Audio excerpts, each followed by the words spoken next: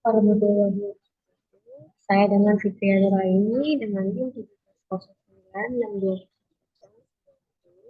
dari program studi Pendidikan Administrasi Perkantoran Fakultas Ekonomi Universitas Negeri Jakarta tahun angkatan 2020. Di sini saya akan mempresentasikan proposal saya yang berjudul Pengaruh Efikasi Diri dan Kebiasaan Belajar terhadap Prokrastinasi Akademik pada Siswa SMK Negeri 31 Jakarta. Yang terhormat dosen pembimbing 1 Ibu Marsofiati SPD MPD. Yang terhormat dosen pembimbing 2 Dr. Umi Widyastuti SE ME.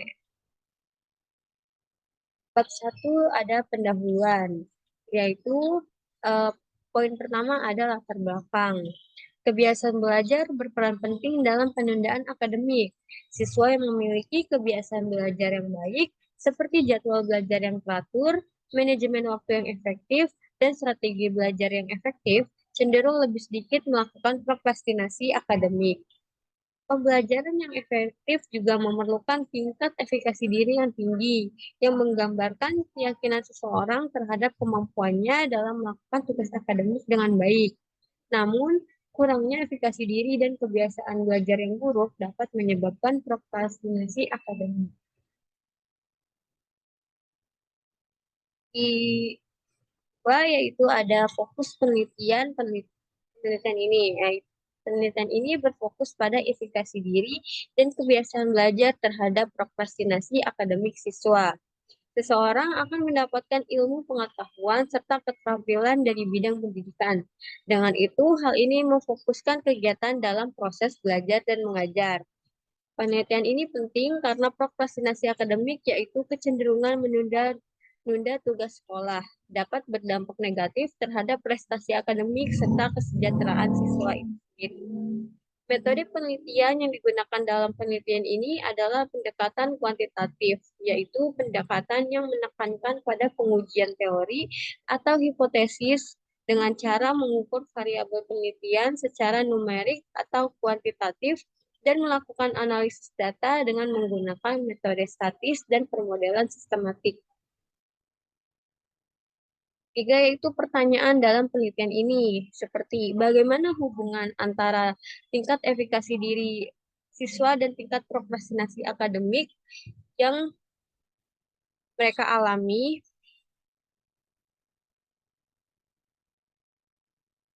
Yang kedua ada apakah kebiasaan belajar siswa seperti pengaturan waktu, perencanaan, dan strategi pembelajaran berhubungan dengan tingkat prokrastinasi akademik mereka. Lalu yang ketiga ada sejauh mana efikasi diri siswa memoderasi hubungan antara kebiasaan belajar dan prokrastinasi akademik. Yang keempat yaitu ada tujuan dari penelitian, yaitu tujuan dalam penelitian ini untuk yang pertama, untuk mengetahui pengaruh efikasi diri terhadap prokrastinasi akademik siswa di SMK Negeri 31 Jakarta. Yang kedua, untuk mengetahui pengaruh kebiasaan belajar siswa terhadap prokrastinasi akademik siswa di SMK Negeri 31 Jakarta. Yang ketiga, untuk mengetahui pengaruh efikasi diri dan kebiasaan belajar terhadap prokrastinasi akademik siswa di SMK Negeri 31 Jakarta. Yang kelima yaitu ada manfaat dari penelitian. Terdapat dua manfaat, yaitu ada secara teoritis.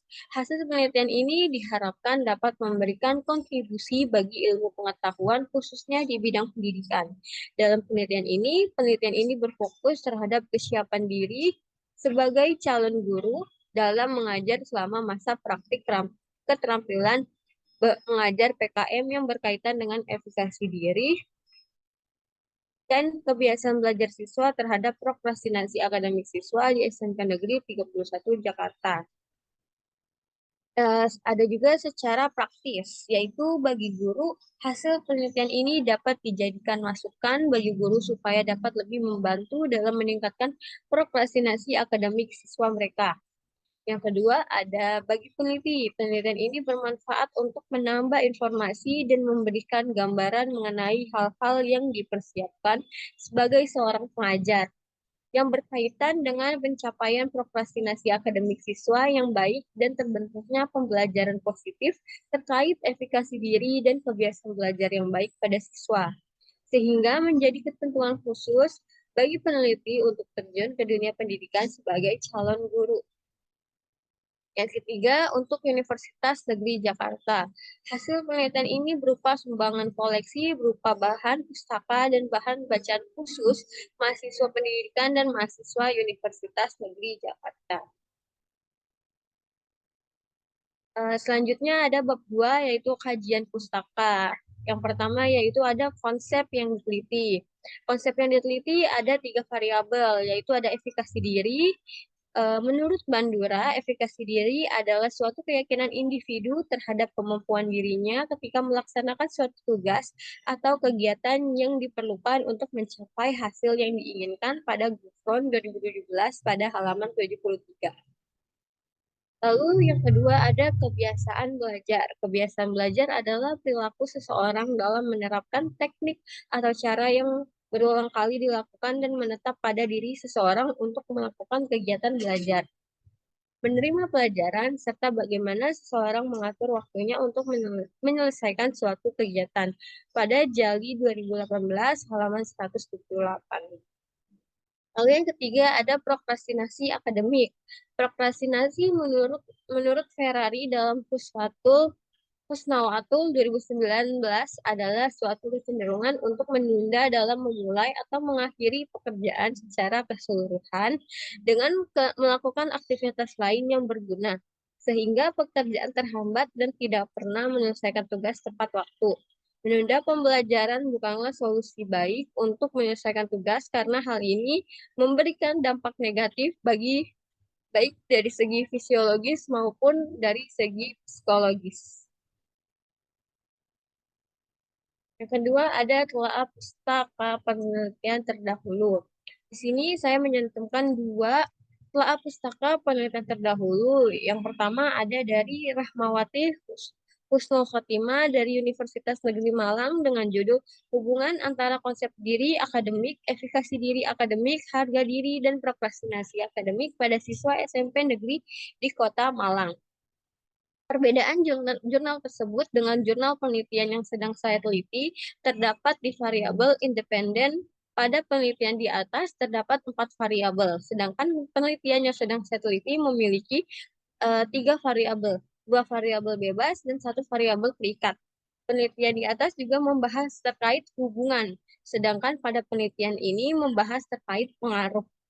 Selanjutnya ada yang kedua yaitu dari Sukarni Sulastri FKIP dari Universitas Islam Riau dengan judul Pengaruh Konsep Diri dan Kebiasaan Belajar terhadap Prestasi Belajar Akuntansi Siswa Jurusan Akuntansi SMK PGRI Pekanbaru TA 2016 sampai 2017. Perbedaan jurnal tersebut dengan jurnal penelitian yang sedang saya teliti terdapat di variabel independen yaitu X1 dan variabel dependen Y, yaitu variabel konsep diri dan variabel prestasi belajar. Sedangkan dalam penelitian saya menggunakan variabel independen X1 efikasi diri dan dependen Y prokrastinasi akademik. Next, ada pengembangan hipotesis. Dalam penelitian ini terdapat 3 hipotesis, yaitu hipotesis pertama adalah efikasi diri berpengaruh terhadap kebiasaan belajar. Lalu hipotesis kedua, efikasi diri berpengaruh terhadap prokrastinasi akademik. Lalu hipotesis yang ketiga yaitu kebiasaan belajar berpengaruh terhadap prokrastinasi akademik. Yang keempat ada kerangka berpikir.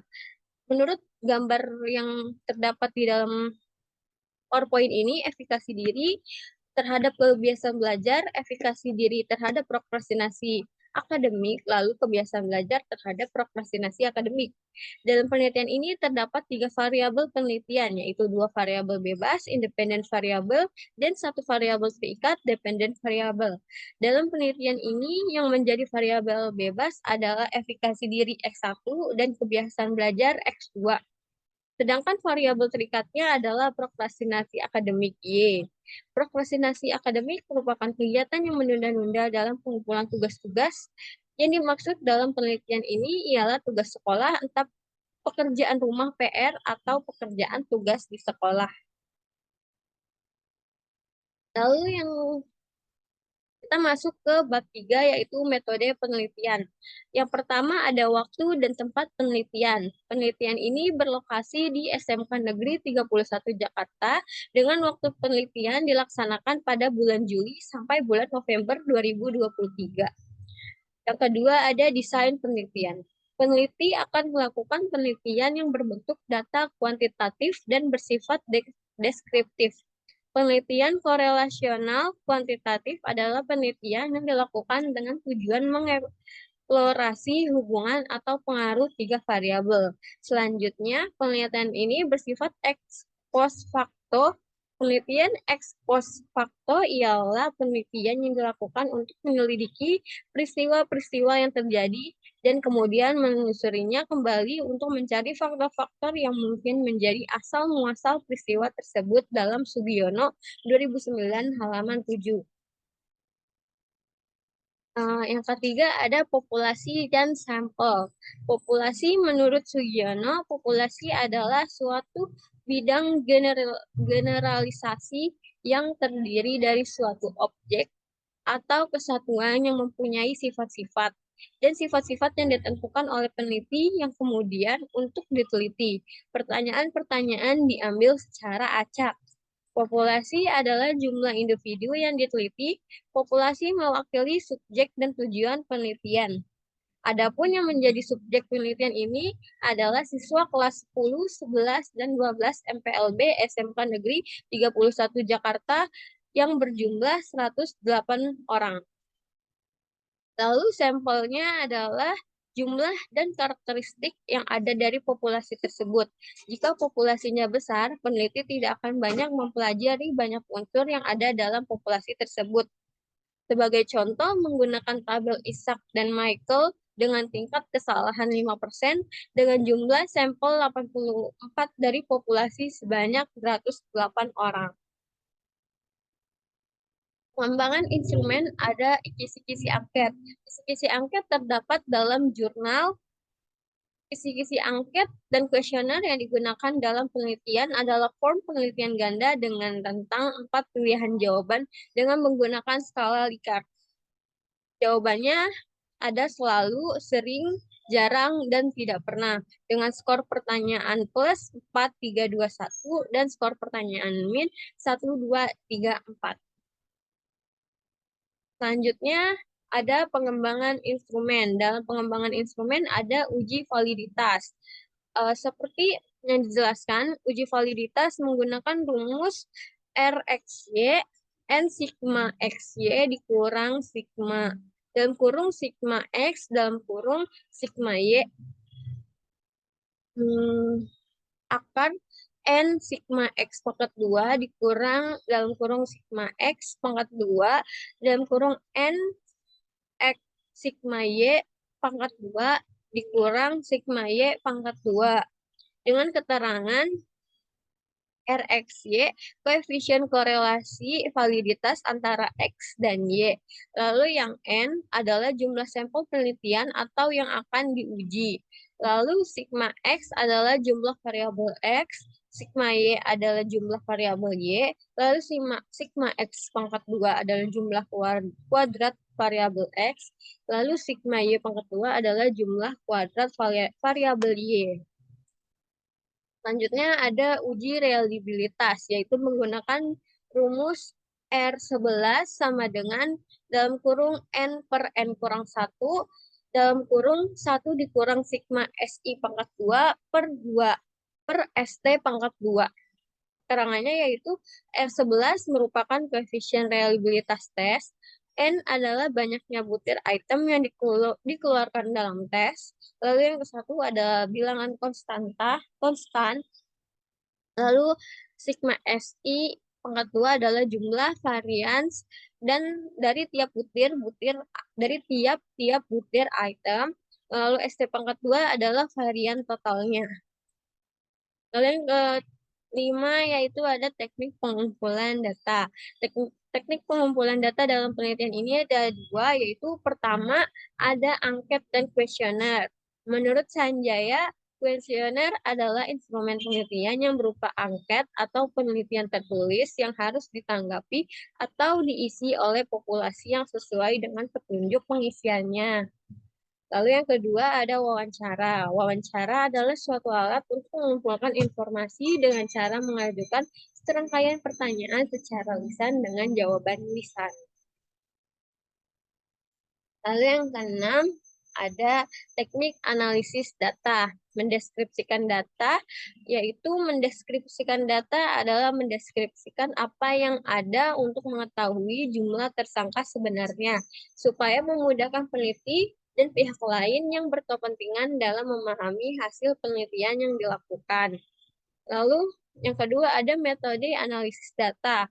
Metode yang pertama ada metode pengolahan data. Metode pengolahan data dalam penelitian ini adalah analisis statik standar deviasi atau struktural equation modeling atau SEM. Lalu yang kedua, pendekatan analisis data dalam penelitian ini menggunakan pendekatan analisis data kuantitatif dengan menggunakan aplikasi partial square atau PLS. Metode penyajian data ada dua, yaitu analisis outer model dengan berisikan convergent validity, discriminant validity, composite reliability, average variance, extract atau AVE. Lalu yang terakhir ada Crunchbah alpha.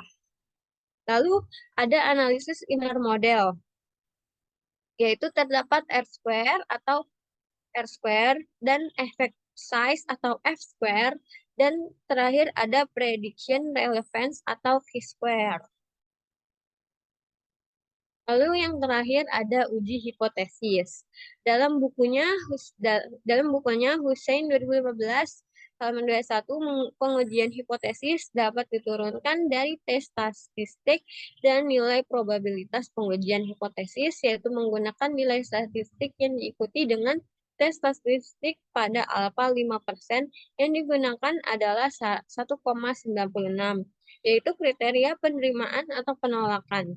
Hipotesis, jika tes statistik kurang dari lebih dari 1,96, maka HA diterima dan HO ditolak.